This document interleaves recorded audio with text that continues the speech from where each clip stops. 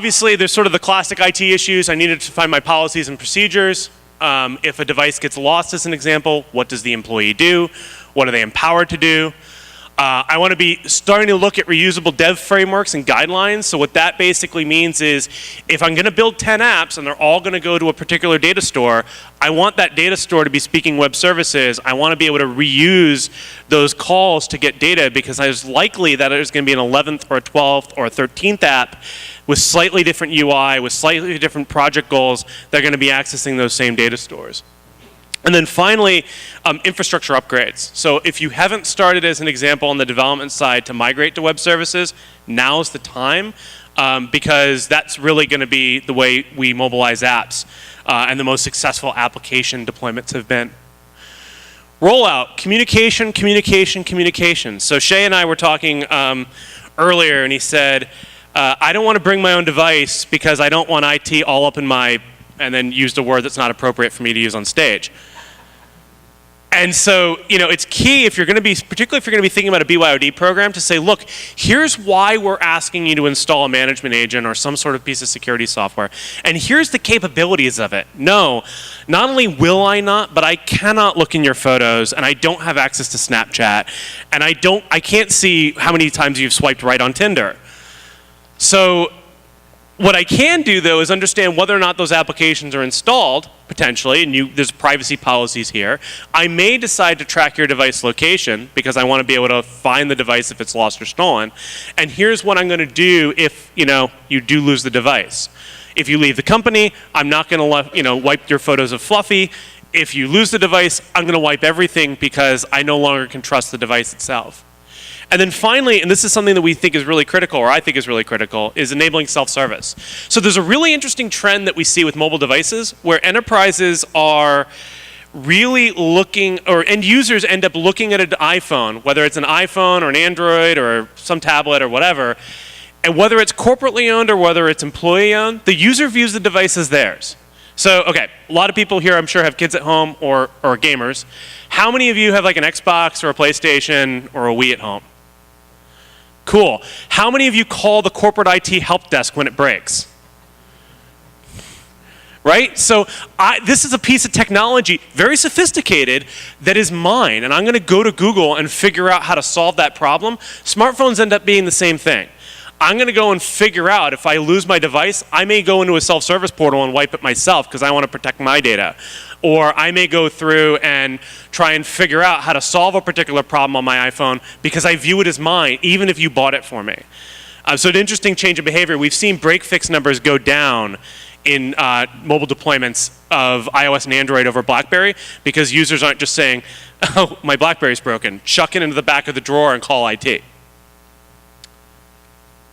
And then finally, we want to be looking at the results of our deployment. So particularly if I'm deploying applications, I want to be measuring results, understanding of those apps being used and what are the satisfaction, do I need to make improvements, update devices, so there are going to be new devices, new operating systems that roll out with enterprises, and I want to make sure that my strategy keeps up to date, and obviously communicate and adjust procedures as we go. Now BYOD, in a lot of cases, enterprises go through and say, okay, so I established BYOD, now it's time to pack it up and go home because I basically don't need to worry about IT anymore. Users brought their own device and I don't have any control. I sort of like to tell people that BYOD does not mean IT rolls over. It means that you're allowing for choice in the organization. So, one large pharmaceutical that we worked with has a lot of sensitive data because of the nature of their business. Their BYOD program is called Bring Your Own iPhone. You want an iPhone, bring it yourself. So depending on your organization, you're going to be looking at saying, okay, we talked about the goals, we talked about what we're trying to achieve as a company. I may allow for less device choice or more device choice. I may allow for policies that say what apps can and can't be used, again, on a project by project basis. I may limit some contractors to email and calendar access only, whereas I allow for really sensitive, highly trained employees application access with sensitive data, depending on what I'm trying to do. And likewise, if I'm building my mobile app, I may say, hey, this application's just a presentation layer to a data store. I can look things up, but I can't store them. Or if I'm Daimler, I might build a 5 gig mobile app and deploy it out to every iPad. Why? Because I want to drive this really immersive experience with the guy across the table from me. And I work in the commercial trucking division, and there are coal mines in West Virginia with really poor cellular connectivity. So I need to have all that data primed to be able to get the best customer experience. There's some technical things to think about as well. And I'm not saying this as a mobile device management company vendor. I'm saying this because I think it's the right thing to do.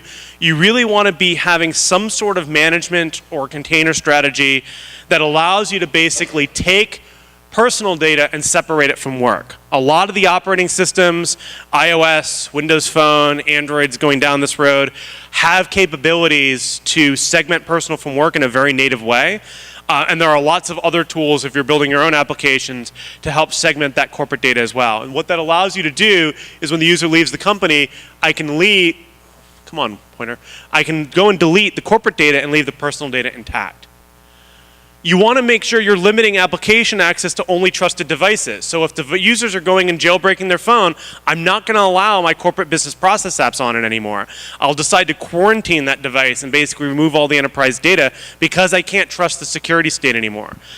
We don't recommend that you go and fully wipe the device because for 2 reasons. One, it really angers your end users. And 2, it really gives you poor options for remediation. So we generally say quarantine, remove all the enterprise data. If you're not going to behave by our rules, you can leave your phone as a personal phone then. And then finally, and that's whether you're going and accessing cloud resources or on-prem. We also really recommend that you sort of put some sort of application gateway in place. And this can be an mobile-specific app gateway like ours. It can be NetScaler or VPNs or whatever.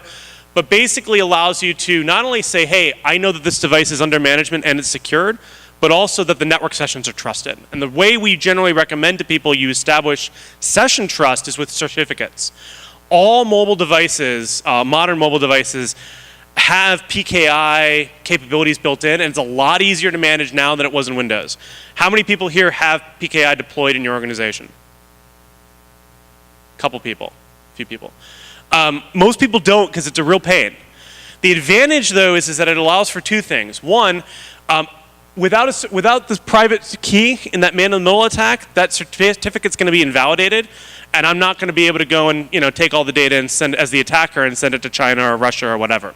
The second thing it lets me do is allow for transparent authentication. So what we see a lot of our customers doing is enabling things like Kerberos, which they did for Windows-based single sign-on, and then using certificates to establish connectivity or authentication to the Kerberos server. What that basically means is I don't end up with help desk calls for password rotation. How many people here have like a 10-character passcode with exclamation points and bangs and $signs? And yeah, everyone does. Yeah, it's a real pain in the butt to put those passwords into mobile. So PKI actually says, okay, I can use something else to authenticate the user. I can actually revoke that identity if I need to, and I actually end up with a better user experience and session trust. It's a no-brainer. Protecting against rogue apps, we talked about this earlier. There's a lot of tools out there that can kind of monitor the state of the applications that are installed on the device, and we can actually go through and understand, is this application risky or not? Big names in the security space have moved into this arena. Probably the most notable are Veracode and FireEye. Probably the company that started this whole game was AppThority, but there's other vendors in the space as well, and I don't pretend to know them all. Also, if you're, like I said before, if you're building your own apps, be looking to go through and test the security of those apps, much like you did with things like Qualys for your web servers. Because if you do that, you'll know the 16-year-old kid that I contracted out of Whatcom Community College, who's a whiz-bang programmer but doesn't understand security, actually programmed my application correctly. And then really being able to monitor for whether or not devices are trusted or not. So all mobile management systems should be able to go through and tell you whether or not a device is jailbroken or rooted or otherwise, the OS as an example isn't up to date. And you want to be monitoring for those things and using those factors as a form of authorization to say, hey, if you don't have the latest version of iOS installed with all the patches, I'm not going to let you connect to email. Or if you've decided to root the device, I'm not going to let you connect to applications. Per application VPN is a hot topic right now in mobile. It's something that we highly recommend.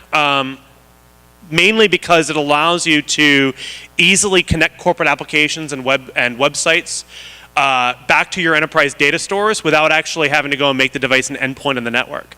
And what that really means in layman's terms is I can connect people to SharePoint and the corporate wiki and my email servers and to my SAP data stores, and I don't have to see their Tinder traffic. Again, feels like a win-win for everyone. And there's sort of one closing thought that I wanted to leave people with. So going back to the Ponemon study, we asked the question of what are the most important things that you need to put in place if you're going to be successful in mobile. A strong mobile security posture was dead last in the respondents. Agility and preparedness for change was number one. And the reason why I think that's important is security is table stakes. We all need to be making sure that my corporate devices or my employee devices are trusted, that my data is being kept secure, and that I can pass regulatory audits if I need to. That's just something we need to do because it's, we've talked about it in earlier parts of the presentations. I'm going to lose a lot of money if I don't. However, if you're not constantly looking at what the procedures that we have in place are and adapting them as mobile changes, you're going to lose. Because mobile will basically outpace the policies you set. And I've watched a lot of companies go through and they take the binder off the shelf and they go, okay, well, I know it says laptop, but that's my mobile security strategy, right? It doesn't work because the Win32 kernel era of computing is drastically different than what it is on smartphones and tablets. And I'm sure there's going to be another change after that, and we'll need to be able to adapt to it. So that is sort of a short course of everything in mobile. That's just a quick slide of who we are. We've been mobile for a really long time. We work with a lot of big companies. We have a lot of partners. We've been very fortunate to have a lot of success in the market. And certainly, if there's things we can do to help companies here in the room, happy to have that. But this is not an ad for Mobile Iron. So with that, let me pause here and see if there are questions. Would love to make this interactive in the last 10 minutes, but I also understand that I'm standing between lunch, so keep that in mind as well. Questions, comments? Yep. I had a question from my users about firewall on mobile phone. Sure. Is there ways to get past that firewall if you root the phone, or is it turn down to make old school firewall? So firewall on the phone is a bit of a non sequitur, depending on the operating system you're talking about. Like as an example, on iOS, you can't go low enough in the kernel to monitor all the traffic coming in and out of the device. On Android, you can argue about how beneficial that is. Certainly if you root or jailbreak the device, really it is all bets are off. Like if you root it, literally you're taking an Android operating system from some random website and you're installing it on the phone with no assurances from the carrier or the device manufacturer as to how secure that OS was. So certainly I think what we see from customers is really a focus on keeping the actual data in motion for enterprise apps and resources and content secured with certs, with application access rules, with posture assessments. And hey, if the user installs personal stuff on the device, that's fine too, but it's not going to hit my network. So really the model changes from how do I protect my endpoint to how do I protect my data. And it's sort of it's a little bit of a culture shift for a lot of IT firms, but it's sort of where the mobile operating systems have kind of moved the state of security. Other questions? Yep. I did an experiment while you brought up the question about permissions on the phone. I wanted to explain some of this and answer different questions. I downloaded while you were talking about wallpaper. Okay. Flashlights are a good one too, but. Waterfall wallpaper, and it didn't even ask me what permissions it was going to give when I installed it. But when I got done, I went back to permissions. It now has the ability to read the entire contents of my USB storage. You can modify or delete the contents of my USB storage. It has full network access and can do all my network connections. It's just one waterfall wide app. My question It sounds relaxing. now I'm very relaxed. But my question is there a way or a tool to get that app, because everybody wants the live wallpaper app, but not give it all that permissions and go back and burn them or whatever these are? That's what the corporate companies need. They need to turn that kind of nonsense off, even though it's still going to be the waterfall. Not today. There's not an easy way for you to go into an individual app on the device and change the permissions or restrict the permissions. You can do that with your apps. So there are tools. Application wrappers are often the term that get thrown around, or mobile application management tools is the term that gets thrown around, where you can limit the calls going in and out of your enterprise app. So you can say, okay, if the wallpaper app is trying to monitor or exfiltrate a piece of data out of my container, I can shut that call down, and I'm using encryption that's different from the device, so I can actually protect the data and limit the amount of access the Waterfall app has. But there's not a way to go into the Waterfall app itself and change it. Yeah, no, there are a couple of interesting attacks that we're seeing actually in that regard. In most of the good news, I think this is sort of a good news, bad news scenario. The good news is that there aren't a lot of demonstrable pieces of malware. Like, we haven't seen code red for mobile. We could, but we haven't. We have seen a lot of really gnarly pieces of software, what I call kind of punkware, which are just designed to make your life difficult, right? So there was one piece, I think it was a game or a photo sharing app, literally would go through and read all your contacts, and then it would send SMS messages to all the people in your phone book going, hey dude, I just tagged a photo of you. And people would go, oh, I guess I have to go get this app. And it became this sort of self-perpetuating mechanism of trying to get people to use this app by constantly bombarding your friends and your business colleagues, for that matter, with, hey, I just tagged a photo of you, whether you did or didn't. We're also, and this is the one that's probably of concern, there was an interesting article in the New York Times, I think last weekend, talking about how attackers are hacking phone systems, so your on-premise VoIP or hosted VoIP, to not do anything else other than make phone calls in the off hours. Now, of course, they're making phone calls to toll numbers in Russia and in Africa, and they're running up tens of thousands of dollars in phone bills by basically calling, phone escort lines or, the Daily Joke or the Daily Horoscope. There have been some attacks where users are downloading either applications they think are good, like the wallpaper app, or applications they think they're supposed to have. So, hey, you're a Bank of America customer, download the Bank of America app, but it's not from Google Play, it's from one of these other app stores. And because Android allows pretty deep access to the phone dialer, the phone, surprise, is going through and making phone calls late at night to all these services and running up tens of thousands of dollars on your phone bill. So it's definitely something you want to be looking at before you go and install things. I generally go through, unless I know it's a VoIP app like Skype, no, you can't have the phone dialer. Other questions or comments? How many of you actually are deploying mobile, something other than BlackBerry inside your organization? Most everybody, cool. Excellent, well, I think I am out of time, because I think I promised I would get off the stage at 12:20 and let people eat, and it's 12:20. So thank you guys for your time and attention. I appreciate it. I'll be around later this afternoon as well as this evening, so if you have any one-on-one questions, happy to answer them. Thanks a lot. Thank you very much.